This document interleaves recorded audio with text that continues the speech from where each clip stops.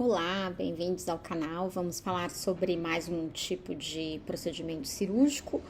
Aqui é uma laparotomia com citorredução e a quimio intraperitoneal. É um procedimento bem específico. Em geral, esse tipo de procedimento é indicado para os pacientes com carcinomatose peritoneal. Isso acontece quando o paciente tem uma disseminação, né, das lesões dos tumores pelo peritônio. Geralmente é uma doença secundária, neoplasia gastrointestinal. No seu tratamento convencional, há uma estimativa aí de 5 meses. E nesse tratamento com citorredução, químio, hipertérmica, né, essa químio ela é hipertérmica, há um aumento nessa sobrevida aí para uma estimativa de 5 anos. Então, essa quimioterapia hipertérmica, ela é um método de uma quimioterapia aquecida que é diretamente aplicada ali no abdômen após a citorredução.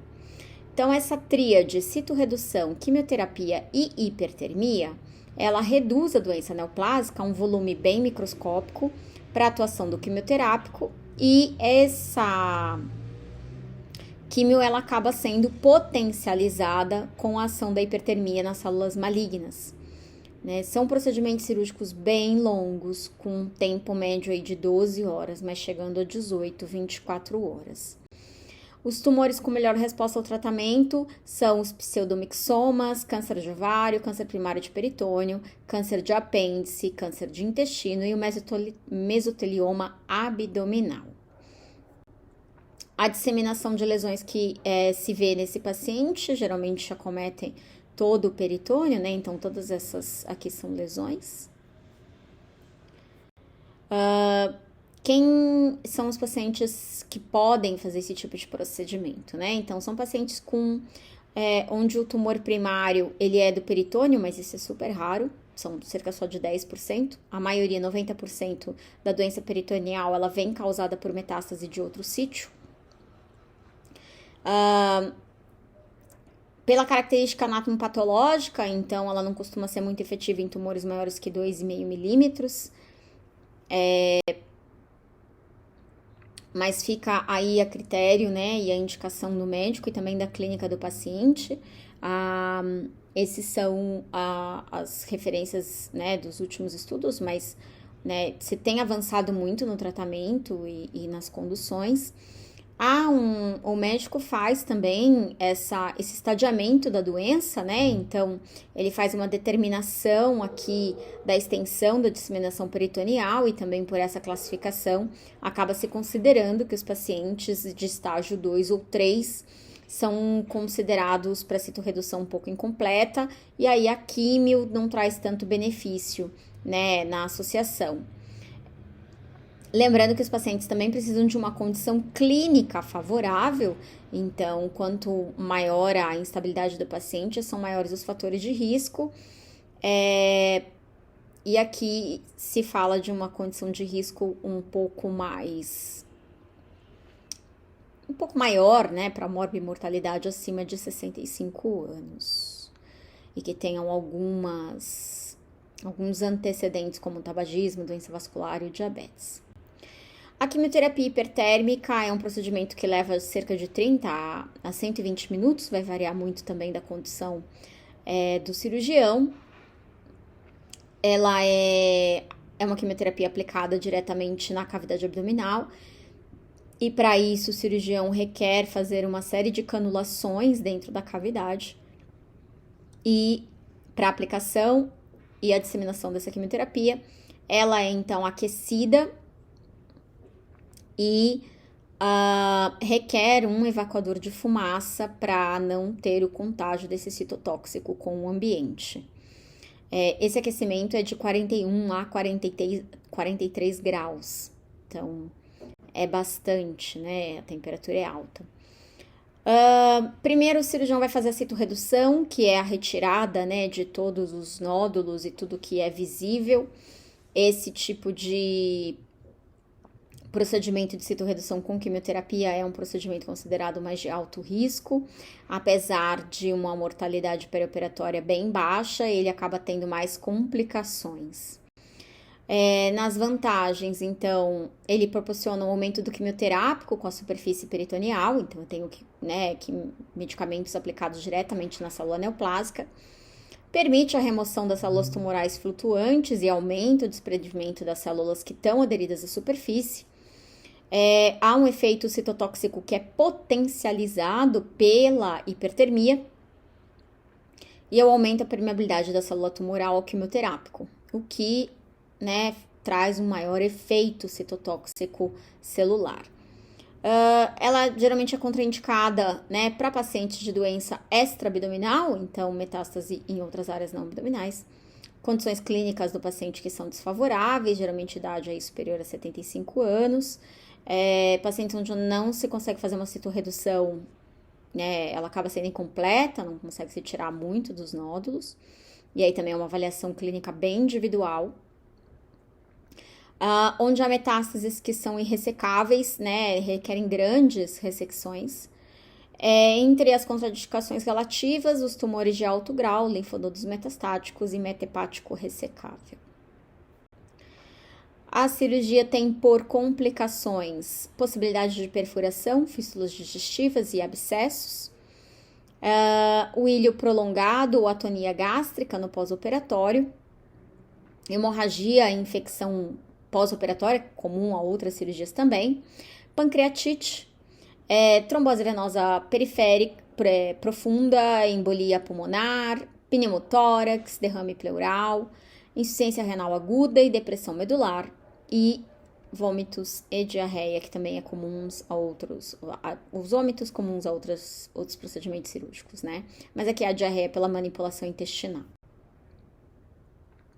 Esse paciente tem, o seu diagnóstico e a sua consulta pré-operatória requer aí um exame físico, avaliações clínicas desse paciente são super importantes, então exames complementares como ecos, avaliação de função pulmonar, avaliação renal, hepática, estado nutricional são importantes, é uma avaliação mais completa, mas também exames de imagens que possibilitem aí avaliar a extensão da doença. Durante a cirurgia, antes, na verdade, de começar, no momento em que a enfermagem faz a montagem de sala, é importante a gente dispor de material básico, para comum a todas as cirurgias, montar aqui a parte que vai fazer o resfriamento do paciente, então colchão térmico, bomba de perfusão, máquina, ou talvez a gente use a máquina de quimioterapia intraoperatória mesmo, se tiver. Material para desprezo da quimioterapia, lembrando que é um medicamento citotóxico e requer um desprezo específico, assim como os quimioterápicos. Equipamentos e materiais para anestesia, então esse tipo de procedimento de maior porte requer monitorização hemodinâmica invasiva, protetores e superfícies de suporte para o posicionamento cirúrgico, que a gente viu que são grandes horas aí, de procedimento, então grandes horas de imobilidade. Esse paciente é intubado, recebe catéter peridural para analgesia e para controle também. Catéter central, artéria, medidas de prevenção de trombose e sondagem vesical, nasogástrica. É um paciente que acaba sendo bem invadido com dispositivos. Os desafios para o anestesista, que são a manutenção da perfusão e da oxigenação tecidual, manutenção da normotermia desse paciente, visto que a gente vai ter um aquecimento pela quimioterapia e ele precisa manter, antes a gente tem perda de temperatura pela anestesia e pela exposição corporal. E depois a gente tem o aquecimento da hipertermia. Há também o controle de estabilidade hemodinâmica e eletrolítica, visto que há muita manipulação abdominal e a quimioterapia que faz bastante alteração também eletrolítica. O posicionamento cirúrgico geralmente é dorsal, com membros abertos, ou se tiver algum tipo de manipulação via baixa, retal ou vaginal, membros inferiores são colocados em perneiras. As quimioterapias de escolha, geralmente oxaplatina ou cisplatina. A oxaplatina, ela é um fármaco alquilante indicado em tumores de apêndice, colo retal e pseudomixomas. Ela provoca alterações na cadeia do DNA, que inibem a sua divisão, e os seus efeitos são idênticos aos da radioterapia. A cisplatina, por sua vez, tem uma incidência intraperitoneal para tumores de ovário, mesoteliomas e de estômago, e a sua função, né, é a mesma que da oxaplatina, alteração na cadeia do DNA. Lembrando que quimioterapia é uma checagem sempre do enfermeiro, e que por ser um material de dupla checagem, material de considerado alta vigilância, a gente tem que proceder o duplo cheque para garantir a segurança do paciente. Em geral, o oncologista que faz a prescrição dessa quimioterapia, e aí nós avaliamos, né, com a farmácia clínica a questão da estabilidade da droga, porque uma vez que preparada, né, e ela não utilizada, ela tem que ser desprezada, porque ela foi calculada idealmente para este paciente. Então, avaliar a estabilidade, porque se o cirurgião ainda não tem certeza da infusão e a farmácia tem um período de trabalho e vai fechar para o preparo dessa droga, então a gente precisa programar, né, e avaliar se tem uma estabilidade de 24 horas, ok, né, eu já posso pedir para preparar e o cirurgião vai confirmar, vai usar aí na madrugada.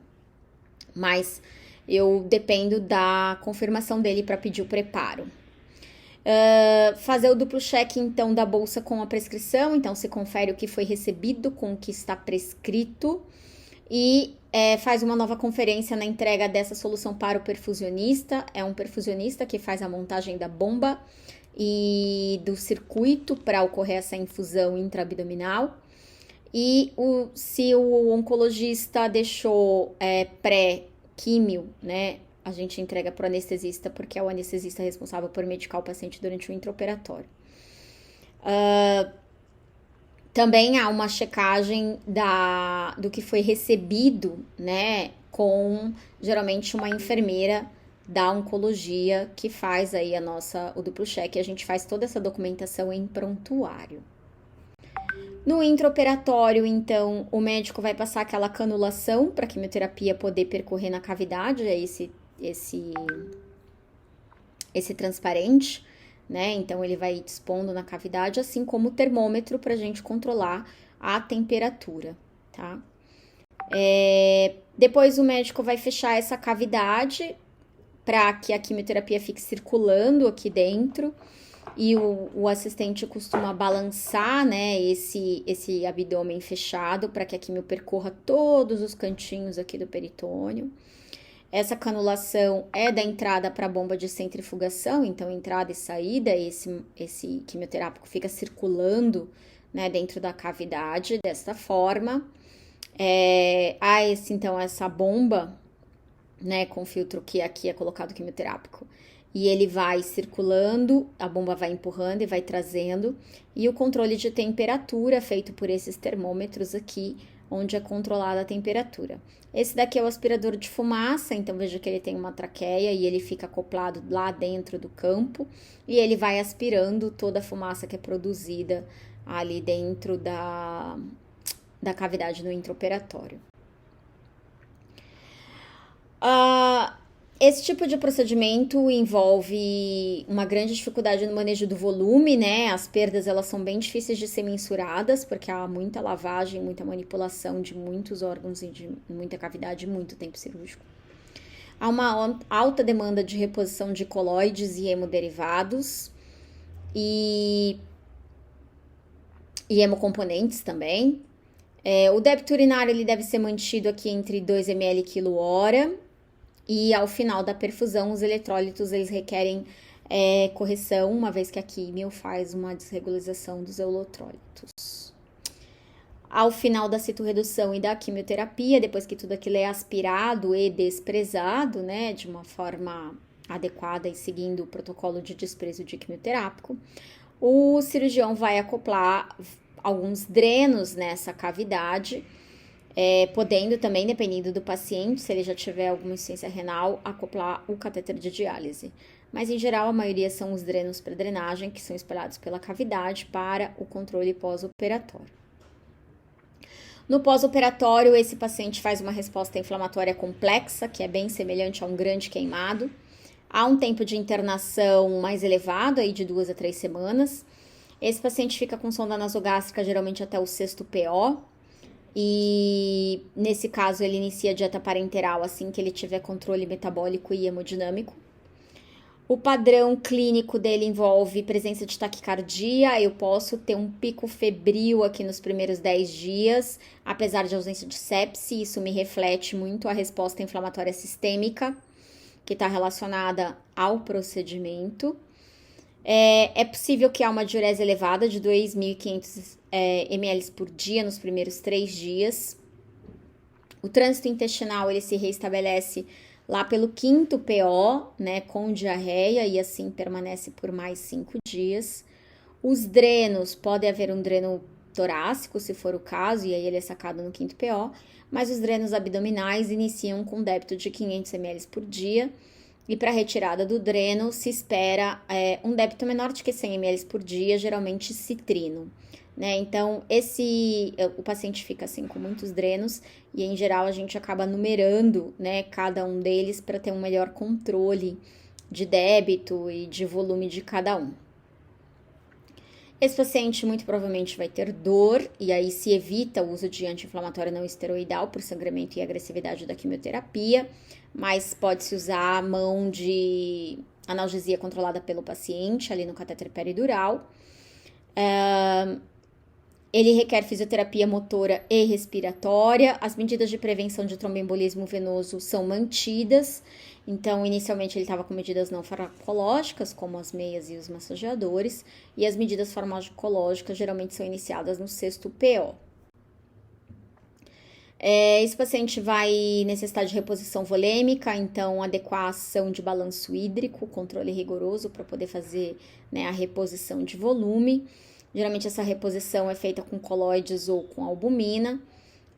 Os cuidados com ventilação mecânica, poucos pacientes são estubados ali na sala de cirurgia, mas alguns vão para UTI e devem ser estubados nas primeiras 24 horas. Há um controle laboratorial também bem rigoroso, controlando eletrólitos, bioquímica e hemodinâmica desse paciente.